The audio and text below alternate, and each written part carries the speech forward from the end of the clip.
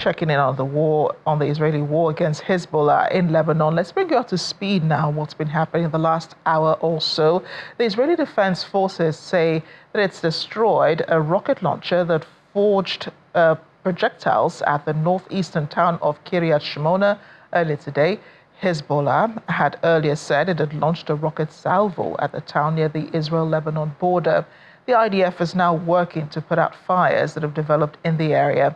Meanwhile, 4 people have been killed and 10 of them injured in an Israeli airstrike on the village of Wadniya to the northeast of Sidon in southern Lebanon.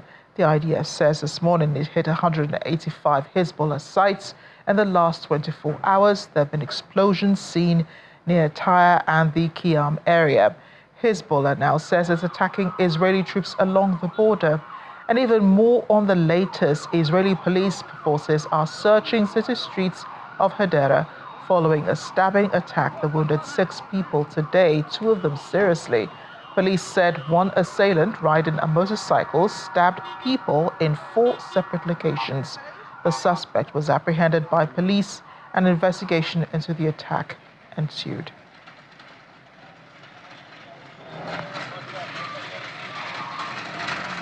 Israeli Prime Minister Benjamin Netanyahu is expected to speak to the U.S. President Joe Biden today to discuss any plans to strike Iran.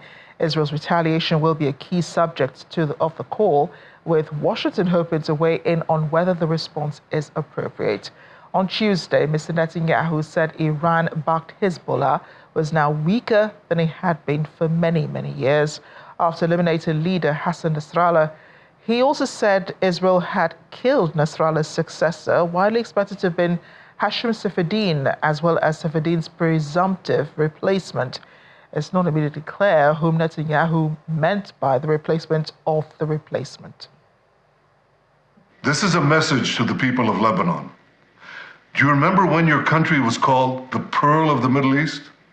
I do. So what happened to Lebanon? A gang of tyrants and terrorists destroyed it. That's what happened. Lebanon was once known for its tolerance, for its beauty. Today, it's a place of chaos, a place of war. Israel withdrew from Lebanon 25 years ago. But the country that actually conquered Lebanon is not Israel, it's Iran. Iran, which finances and arms Hezbollah to serve Iran's interests at Lebanon's expense.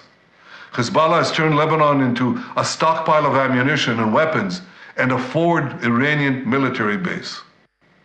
Just one day after the October 7th massacre a year ago, Hezbollah joined the war against Israel. It launched an unprovoked attack on our cities and on our citizens. It has since fired over 8,000 missiles at Israel, killing civilians without distinctions, Jews, Christians, Muslims, and Druze.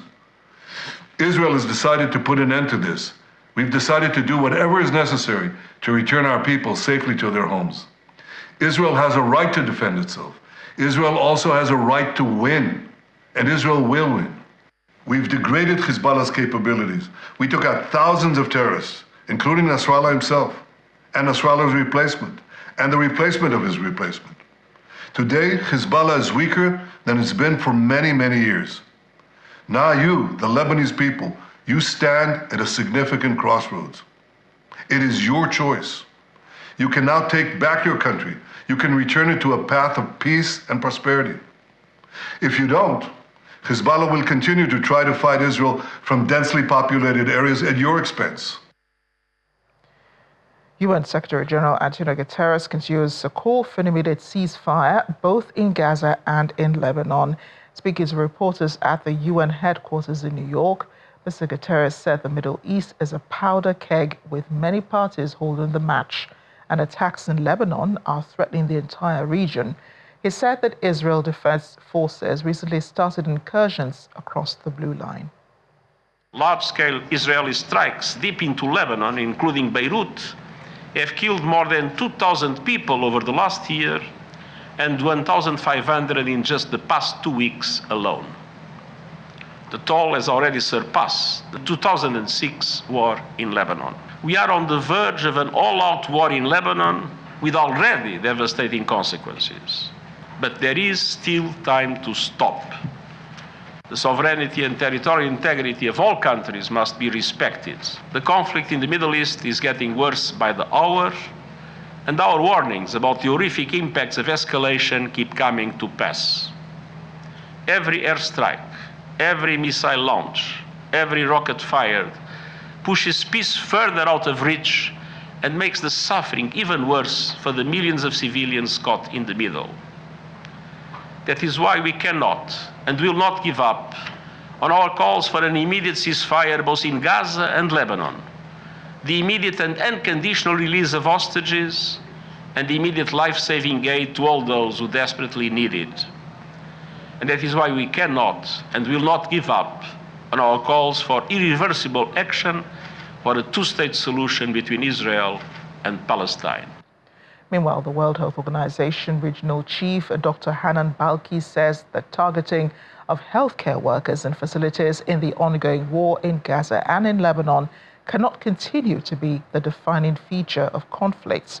Speaking at a press conference in Egypt, in Cairo, the Egyptian capital, Balki reiterated the importance of protecting hospitals, clinics and workers in Gaza and Lebanon, saying that up to 1,000 healthcare staff have lost their lives in Gaza, 77 in Lebanon in the past year. Concerning Lebanon, Balki said there have been dozens of attacks on healthcare facilities as well.